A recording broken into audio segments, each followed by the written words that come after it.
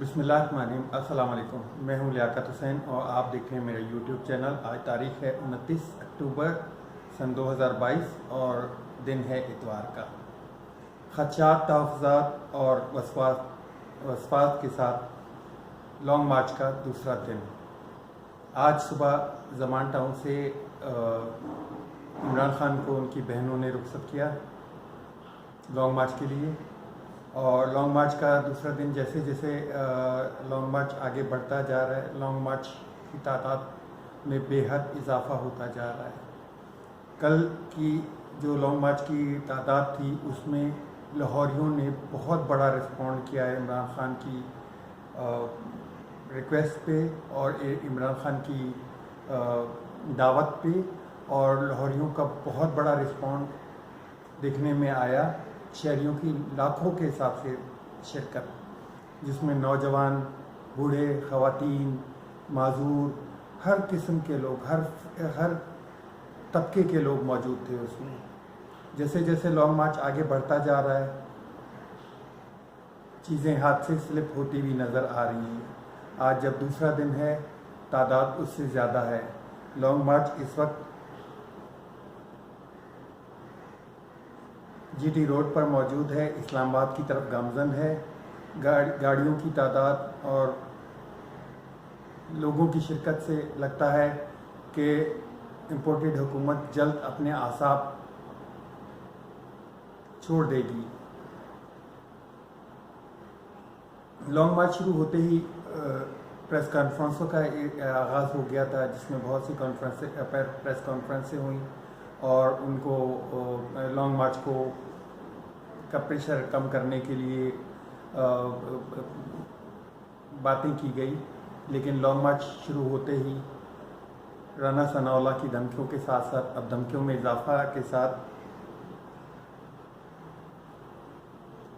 मरियम औरंगज़ेब, हिना भट्ट, ख्वाजा आसिफ और आसिफ इकबाल भी शामिल हो गए हैं।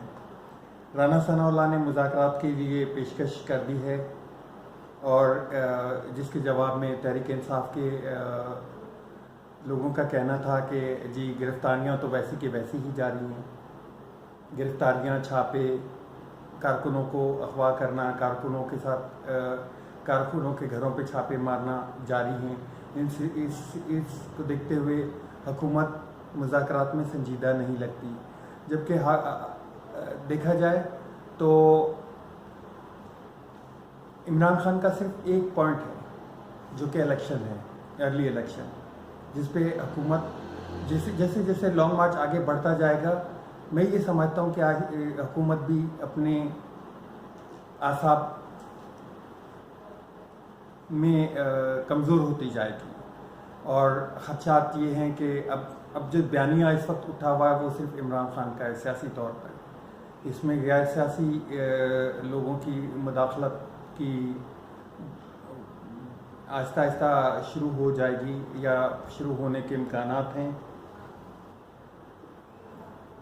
लोकल मीडिया की खामोशी बिल्कुल ऐसे लग रहा है जैसे बिल्कुल कुछ हुआ ही नहीं। लोकल मीडिया बिल्कुल खामोश है। मीडिया पे इस खबर को बिल्कुल दिखाया ही नहीं जा रहा, जबकि सोशल मीडिया 80%, 90% से ऊपर पर लॉन्ग मार्च की कवरेज दिखा रहा है। और जो लॉन्ग मार्च की कवरेज हम लोग सोशल मीडिया पे देख रहे हैं, और अब तो इंटरनेशनल मीडिया भी इसमें शामिल हो गया है। 90% लोग सोशल मीडिया कवरेज कर रहा है और उसकी जो तस्वीरें दिखने में आ रही हैं वो ह्यूज क्राउड है। इसमें लोगों ने इमरान खान को लब्बैक कहा है।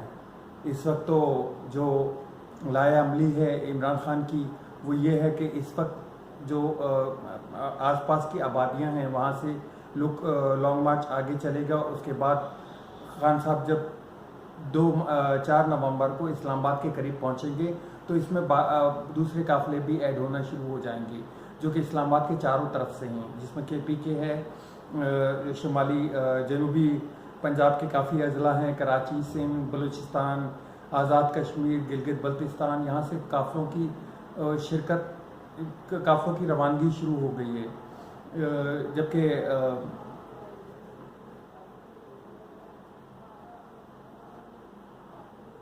मोटरवे को काफ़ी जगह से ब्लॉक कर दिया गया है। मोटरवे पे एक एंट्री नहीं मिल रही है लोगों को। फैसल वाडा ने अपना एक ट्वीट किया है जिसमें उन्होंने कुछ बड़े 2 सांप और कुछ बाकी छोटे कीड़ों का जिक्र किया और कहा कि मैंने इमरान खान को बहुत समझाने की कोशिश की, मुज़ाकरात के बिल्कुल करीब थे, लेकिन इमरान खान को कुछ लोगों ने घेरा हुआ है जिसकी वजह से ये सारा मुझे प्रेस कॉन्फ्रेंस करनी पड़ी और मुझे बताना पड़ा, और मैं इंशाल्लाह बहुत जल्द मज़ीद प्रेस कॉन्फ्रेंस करूँगा और बाकी लोगों के भी नाम लूँगा। खैर, इमरान खान ने उनकी बुनियादी रुकनीत भी कैंसिल कर दी है। लॉन्ग मार्च को रोकना अब मुश्किल लग रहा है। इम्पोर्टेड हुकूमत के बस की बात नहीं रही कि अब लॉन्ग मार्च को रोका जा सके, तो लॉन्ग मार्च से मुज़ाकरात भी मुझे किसी माने में नज़र नहीं आ रहे। आज जो हालात लग रहे हैं वो इस वक्त दूसरी तरफ जाते हुए लग रहे हैं मुझे, और देखें आगे चल के क्या होता है। आज शाम तक का मज़ीद तजिया आपको पेश करूँगा मैं।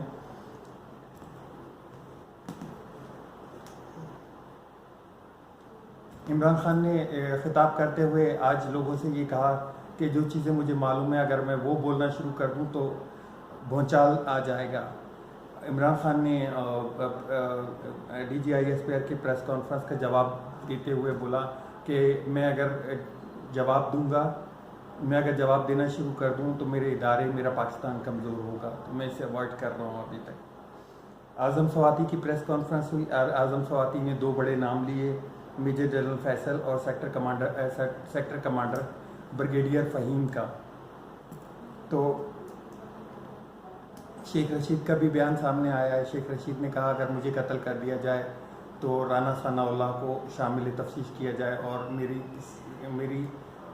अगर मैं कत्ल हुआ तो मेरी कत्ल का जिम्मेदार शेख रशीद होगा। शेख रशीद ने कहा कि राना सनाउल्लाह होगा।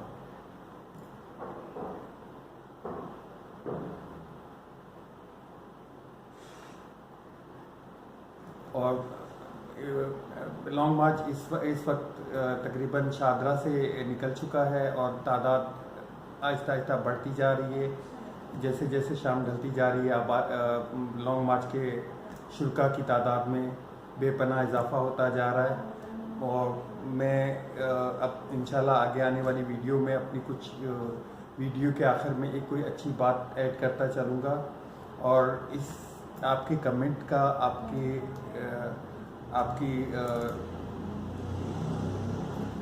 आपके कमेंट का मुझे इंतज़ार रहेगा।